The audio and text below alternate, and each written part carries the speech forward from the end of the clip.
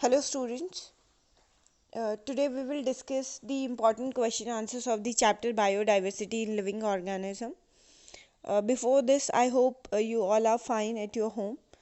Please stay home, and as you know, COVID-19 cases are continuously raising, तो आप घर पर बैठ कर के ही पढ़ाई करिएगा, ठीक है?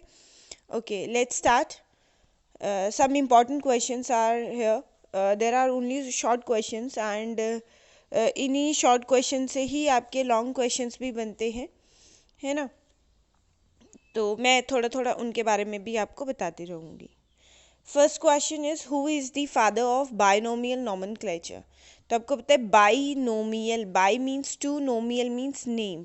तो ऐसे स्पीशीज जिनके क्या होते हैं टू नेम, मतलब सभी स्पीशीज के क्या होते हैं दो नेम गिवन है, साइंटिफिक नोमेनक्लेचर है, तो वो दिया था कार्लस लीनियस ने, ठीक है. Every species have two names. First name belong to the genus and second name belong to the species. और हम साइंटिफिक नेम क्यों देते हैं? ताकि हम कंफ्यूज ना हो, क्योंकि हर वर्नाक्युलर यानी कि कॉमन जो लैंग्वेज होती है उसमें सब अलग अलग नाम देते हैं ना, तो सब लोग कंफ्यूज हो जाएंगे रिसर्च में, इसीलिए हम उनका एक नाम देते हैं. जैसे आपके घर के बहुत सारे नाम होंगे, निकनेम आपके बहुत सारे होंगे, लेकिन स्कूल और डॉक्यूमेंटेशन में आपका एक ही नाम है. क्लियर? इसलिए हम साइंटिफिक नोमेनक्लेचर करते हैं. Next question, what is the scientific name of humans, that is homo sapiens. देखिए, अब यहाँ पर मैं आपको बता दूँ, जब आप अपनी कॉपी में लिखेंगे होमो सेपियंस, देखो मैंने इसको लिखा है इसमें, यानी कि इन कंप्यूटर, यानी कि जब हम लिखते तो इट शुड बी इटैलिक्स, लेकिन मैंने यहाँ इटैलिक्स नहीं लिखा, ताकि मैं आपको समझाऊँ जब आप कॉपी में इसको लिखेंगे तो ये इस बाइनोमियल नोमेनक्लेचर के हिसाब से लिखा जाएगा. This H should be in the capital letter and S तो स्मॉल लेटर में ही है, और इनको आप सेपरेटली अंडरलाइन करेंगे. क्लियर? तो ऐसा आपको करना है. क्लियर? तो ये भी रूल है आपका बाइनोमियल नोमेनक्लेचर का. Name the first and second largest phylum. तो सबसे बड़ा फाइलम है ऑर्थ्रोपोडा एंड उसके बाद सेकेंड लार्जेस्ट फाइलम है आपका मोलस्का. ऑर्थ्रोपोडा में सारे के सारे आते हैं इंसेक्ट, जितने भी आपके ये बटरफ्लाइज हैं, आपके मॉस्किटोज़ हैं, है ना, ये सब के आपके इंसेक्ट, जो भी कीड़े मकोड़े जो आते हैं आपके, वो सब ऑर्थ्रोपोडा में आते हैं. ठीक है. मॉलस्का में आते हैं आपके सॉफ्ट बॉडीड एनिमल, जैसे आपने देखा होगा जो शंख आपके घर में है, वो आपका यूनियो, है ना, ये सब एप्पल स्नेल, ये सब आपके मॉलस्का में आते हैं. क्लियर? मोस्टली ये मरीन होते हैं ना, समुद्री वाटर में मिलेंगे आपको ये. A group of interbreeding organism called. एक ऐसा ग्रुप जो आपस में इंटरब्रीड कर सकता है, उसको क्या कहेंगे? स्पीशीज. यानी कि ऐसे ऑर्गेनिज्म जो आपस में क्रॉस ब्रीडिंग कर सकते हैं और न्यू यंग वंस को प्रोड्यूस कर सकते हैं, वो एक ही कैटेगरी में आते हैं, और उनको क्या कहते हैं हम? Species. Next question is two which phylum do hydra and corals belong. तो हाइड्रा और कोरल्स दोनों किससे बिलोंग करते हैं? स्फीलिंट्रेटा से. तो कोरल्स मैंने आपको बताए थे. कोरल्स क्या होते हैं? जो हमारे वहाँ पर ऑस्ट्रेलिया में जो पूरी द ग्रेट बैरियर रीफ है, वो किस चीज़ की है? कोरल्स की. तो दे आर स्टेशनरी, कोरल्स वहाँ पर होते हैं. लेकिन हाइड्रा जो है वो स्टेशनरी, यानी कि एक जगह पर फिक्स नहीं है. तो कुछ ऐसा सा स्ट्रक्चर बताया था हाइड्रा का, है ना. This is the hydra. ये हाइड्रा के टेंटिकल्स है, जिनमें क्या होती हैं? वो पॉइजनस ग्लैंड्स होती हैं, और इससे ये स्टिंग भी करता है, डंक मारता है अपने प्रे को. ठीक है. Now what is moulting. Moulting बहुत इजी है. आपने देखा होगा जो स्नेक होते हैं, या सुना होगा जो स्नेक्स होते हैं, वो क्या करते हैं? अपनी वो बॉडी की जो कवरिंग है वो निकालते रहते हैं ना. तो ऐसे बहुत सारे ऑर्गेनिज्म होते हैं जो अपनी बॉडी कवरिंग या स्किन को या हेयर को क्या करते हैं? शेड करते हैं, निकाल देते हैं, ताकि न्यू वन वहाँ पर ग्रो हो सके. तो shedding of body covering like hair, skin to grow new one. तो इसको क्या बोलते हैं हम? मॉल्टिंग. मतलब पीरियोडिकली वो अपने क्या करते हैं? शेड करते रहते हैं स्किन को, ठीक है, ताकि नई नई स्किन उन पे आती रहे. What division of the plant kingdom has simplest and advanced organism? तो प्लांट किंगडम का सबसे सिंपल एंड सबसे एडवांस, तो सबसे सिंपल कौन है? थैलोफाइटा। सिंपल या प्रिमिटिव भी हम इसे कह सकते हैं, क्योंकि इसके पास रूट, स्टेम और लीव्स डेवलप्ड नहीं थे। क्लियर? इसका स्ट्रक्चर भी प्लांट जैसा नहीं था। जैसे कि मैंने आपको बताया थे एल्गे, आपने कहीं भी स्टेगनेंट वाटर में देखा होगा, वो पूरा ग्रीन कलर का होता है, जिसको आप इन हिंदी काई बोलते हैं, है ना। तो उसमें कोई भी वो भी फोटोसिंथेसिस करता है, हम उसको कैटेगरी में रख सकते हैं प्लांट की, but they are thallophytes because their plant body is thallus like, there is no roots, stem and leaves and no vascular bundles also. Clear? तो फ्रूट एंड फ्लावर्स की बात तो हम कहाँ से ही करें, ये सारी चीज़ें इसके पास एब्सेंट होती हैं। But in the case of angiosperm plant, जितने भी आपके फ्रूटिंग प्लांट्स हैं, सपोज आपके घर में मैंगो ट्री है या कोई भी ऐसा फ्रूटिंग प्लांट है, तो there is well developed root, stem, leaves, vascular bundles, they also produces flowers and fruits. तो ये वेल डेवलप्ड है, इसके पास सारी चीज़ें हैं, तो एंजियोस्पर्म हो गया एडवांस्ड। थैलोफाइटा क्या हो गया आपका? The simplest one. What substance form the cell wall in fungi? तो सेल वॉल फंजाई में बनाने के लिए कौन सा सब्सटेंस होता है? काइटिन। तो प्लांट की सेल वॉल तो सेल्यूलोज की बनी होती है, फंजाई की सेल वॉल काइटिन की बनी होती है। Okay. What is the necessity of the classification of organism? जैसे मैंने अभी बोला कि नॉमनक्लेचर की क्या ज़रूरत है, ऐसे सिमिलरली क्लासिफिकेशन की क्या ज़रूरत है। तो nomenclature to remove the confusion, है ना, एक ही चीज़ के बहुत सारे नाम है तो कन्फ्यूज हो जाएंगे, तो कन्फ्यूजन हटाने के लिए। And classification for what? Classification means grouping of organism. बहुत सारे ऑर्गेनिज्म को एक ग्रुप बना लेते हैं उनके कैरेक्टरिस्टिक के बेसिस पर।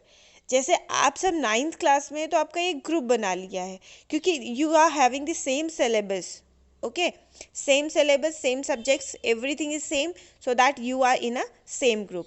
ऐसे ही यहाँ पर भी ऐसे ऑर्गेनिज्म जिनकी कैरेक्टरिस्टिक सेम है, उनको एक ही ग्रुप में रख देते हैं। तो ऐसा क्यों करेंगे हम? टू मेक स्टडी ईजियर, ताकि हमें एक एक को नहीं पढ़ना पड़े, हम एक ही ग्रुप में सबको एक साथ पढ़ सकें। To find inter relationship between the different groups. अब एक ग्रुप आपने ये बना लिया उनकी सिमिलैरिटी के बेसिस पर, दूसरा अलग बना लिया, इन दोनों के बीच में क्या डिफरेंसेस है वो भी हम फाइंड आउट कर सकते हैं। Next is they right the features of the class Mammalia. बहुत इंपॉर्टेंट है कि मेमेलिया का क्या फीचर्स होते हैं। तो सबसे इंपॉर्टेंट फीचर तो यही है, they have milk producing glands, they are called mammary glands. तो इनके पास क्या होती है? मैमरी ग्लैंड्स होती हैं। दूसरा, इनकी बॉडी जो है वो पूरे हेयर से कवर्ड होती है। इनके पास एक्सटर्नल ईयर होती हैं, ठीक है ना, एक्सटर्नल ईयर जैसे हमारे ईयर्स है।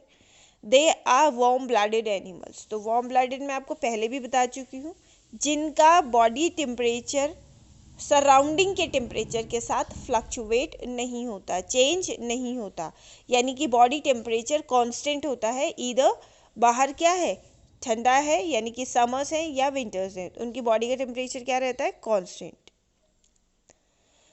Next question is what is the criteria for classification of organism belonging to monera and protista.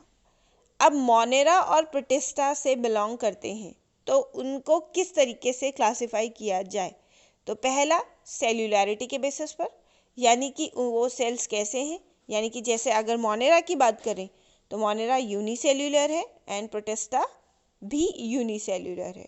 Okay. Types of nutrition, Monera क्या करता है?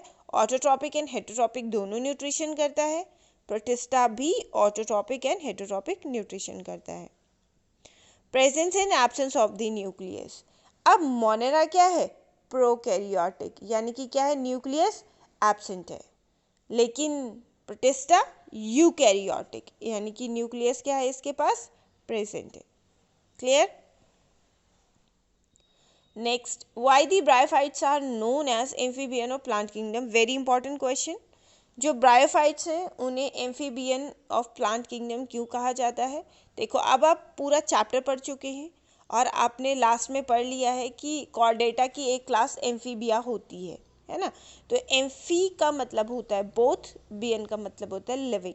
जैसे एनिमल की केस में फ्रॉग्स पानी में भी रहते हैं और लैंड में भी रहते हैं, तो वो क्या हो गया, एम्फीबियन होता है। लेकिन प्लांट मूव नहीं कर सकता, तो ऐसा नहीं है कि वो पानी में भी रहे और लैंड में भी रहे, ऐसा आंसर आप मत लिखना। एक्चुअली इसको एम्फीबियन क्यों कहते हैं, क्योंकि जो ये आपके प्लांट्स हैं, ब्रायोफाइट्स जो हैं, ये लैंड पे ही ग्रो करेंगे, लेकिन ये परमानेंटली डिपेंडेंट होते हैं वाटर पे। अगर इन्हें वाटर नहीं मिलेगा तो ये सरवाइव नहीं कर सकते। इसीलिए हमेशा जो भी रिवर होती है ना, रिवर के surrounding, bank of the river grow करते हैं ये, ठीक है।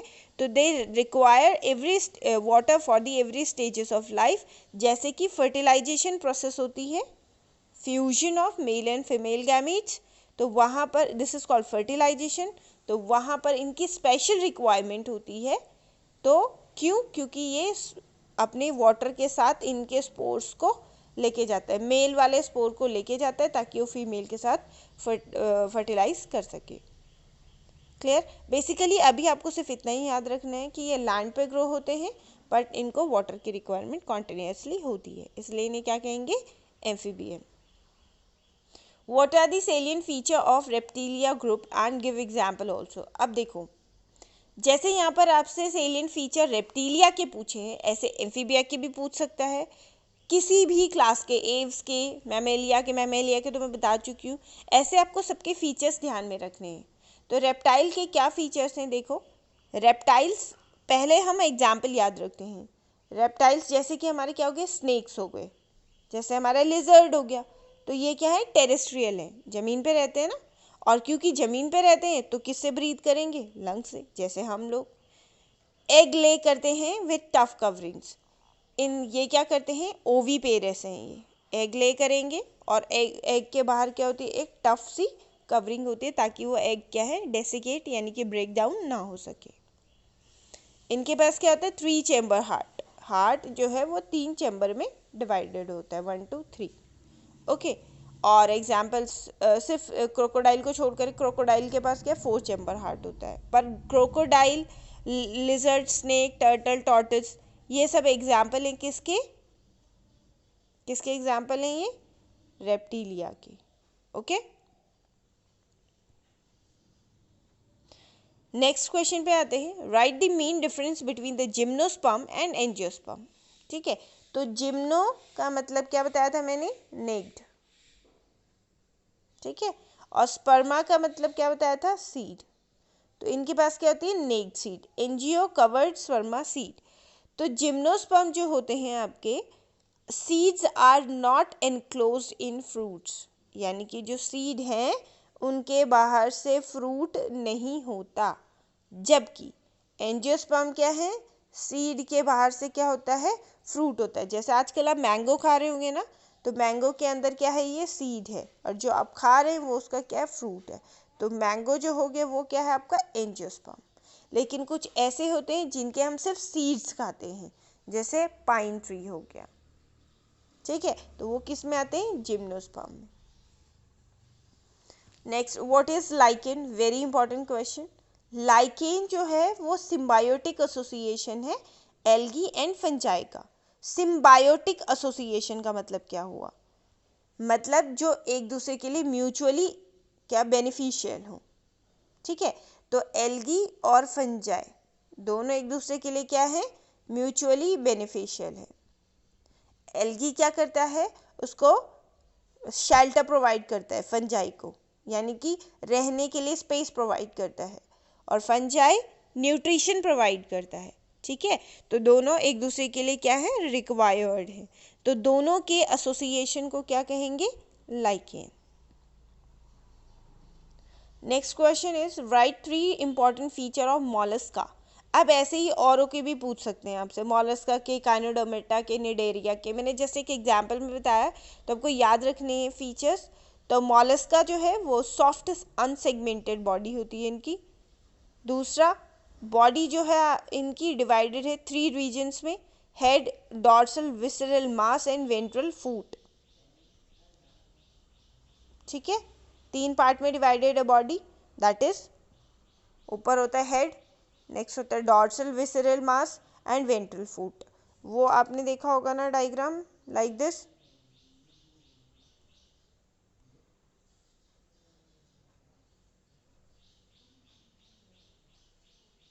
ये आपके स्नेल जो है ये आपको अपने घर में भी देखने को मिलेगा।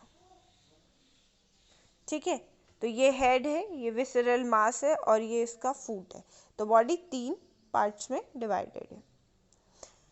दी outer surface is covered by the hard shell. बाहर की जो सरफेस है जो मैंने वो अभी बनाया था, ठीक है, ये जो मैंने अभी ऐसे बनाया था उसका जो कभी कभी आपने देखा होगा कि जब आप उसको टच करते हैं तो ये पूरा अपना इसके अंदर फोल्ड हो जाता है ना। तो ये जो पार्ट है उसका ये बहुत टफ कवरिंग होती है, that is made up of calcium carbonate, CaCO3, calcium carbonate. Now give 2 features of vertebrata. तो वर्टिब्रेटा क्या है, इसमें हार्ट जो है वेल डिफरेंशिएटेड है, nervous system and endoskeleton is highly developed. और भी मैं वर्टिब्रेटा के काफ़ी फीचर्स आपको बता चुकी हूँ, आप कोई भी फीचर लिख सकते हैं जो भी आपको लर्न हो। ठीक है, बाय द वे इसका हार्ट डिफरेंशिएटेड है यानी कि 4 चैम्बर में है, और नर्वस सिस्टम जो है इसका ब्रेन का जो सिस्टम है और अंदर से जो इसका स्केलेटन है एंडोस्केलेटन वो बहुत ही डेवलप्ड है कंपैरेटिवली टू अदर। नेक्स्ट है how do pteridophytes different from the phanerogams. Pteridophyte phanerogam से कैसे डिफरेंट है। अब देखो, टेरिडोफाइटा मैंने बताया था है ना, ये क्रिप्टोगैमे में आता है और फेनेरोगैमे अलग आता है। तो जो प्लांट टेरिडोफाइटा में होते हैं वो सीड नहीं प्रोड्यूस कर सकते, ठीक है, जबकि जो फेनेरोगैम्स में होते हैं वो सीड भी प्रोड्यूस कर सकते हैं। ठीक, name the spore producing leaves of pteridophytes. तो जो क्योंकि वो सीड नहीं प्रोड्यूस करते टेरिडोफाइट्स, तो क्या प्रोड्यूस करते हैं, स्पोर्स। तो स्पोर उनको क्या कहते हैं जिनसे वो स्पोर प्रोड्यूस करते हैं, स्पोरोफिल्स। ऐसा स्ट्रक्चर दिखेगा आपको, ये होते हैं स्पोरोफिल्स और इनके अंदर बहुत सारे क्या होते हैं, स्पोर्स होते हैं। ठीक है, now what are the pseudocoelomate. तो स्यूडो मीन्स क्या होता है, false, pseudo means false, coelomate means cavity. तो ऐसे animal have body cavity, body cavity है that does not arise from mesoderm, that does not arise from mesoderm। ठीक है, mesoderm एक लेयर होती है, देखो 3 लेयर होती हैं, सबसे अंदर होती है एंडोडर्म, मिडिल में होती है मीजोडर्म और सबसे बाहर होती है एक्टोडर्म। तो ऐसे जिनमें क्या होती है जो कैविटी अराइज हुआ है वो मीजोडर्म से नहीं हो रखी है और not lined by the epithelial cells, जैसे कि आपके राउंडवर्म में होती है। Okay, why are fungi called heterotrophic. Fungi को हेटेरोट्रॉफिक क्यों कहते हैं, हेटेरोट्रॉफिक जिन जो क्या करते हैं दूसरों पे डिपेंडेंट रहते हैं, ठीक है, जिनका न्यूट्रिशन दूसरों से मिलता है। इसको हेटेरोट्रॉफिक की जगह सेप्रोफाइटिक भी बोल सकते हैं। क्या बोलेंगे इसको, सेप्रोफाइटिक न्यूट्रिशन फंजाई में होता है या हेटेरोट्रॉपिक न्यूट्रिशन। देखिए फंजाई जो है वो नॉन ग्रीन प्लांट है, ठीक है, वो ग्रीन कलर का तो है नहीं, तो फोटोसिंथ जब ग्रीन ही कलर का नहीं है तो फोटोसिंथेसिस नहीं कर सकता। तो ये अपना फूड ऑब्टेन करते हैं कैसे, ईदर फ्रॉम ऑर्गेनिक मैटर और फ्रॉम अदर लिविंग ऑर्गेनिज्म। तो ऑर्गेनिक मैटर का मतलब होता है सड़ा गला डेड कोई भी चीज़। तो जो डेड जहाँ वहाँ पर देखा होगा आपने ऐसा कुछ स्ट्रक्चर या ऐसा कुछ स्ट्रक्चर आपने देखा होगा, ऐसा सा लग जाता है ना, तो ये इनको मशरूम भी बोलते हैं आप लोग। तो ये जो मशरूम है तो ये कहाँ ग्रो होता है, डेड और डिके मटेरियल पे यानी कि ऑर्गेनिक मैटर पे या किसी लिविंग ऑर्गेनिज्म यानी कि जैसे प्लांट के ऊपर भी ग्रो करता है।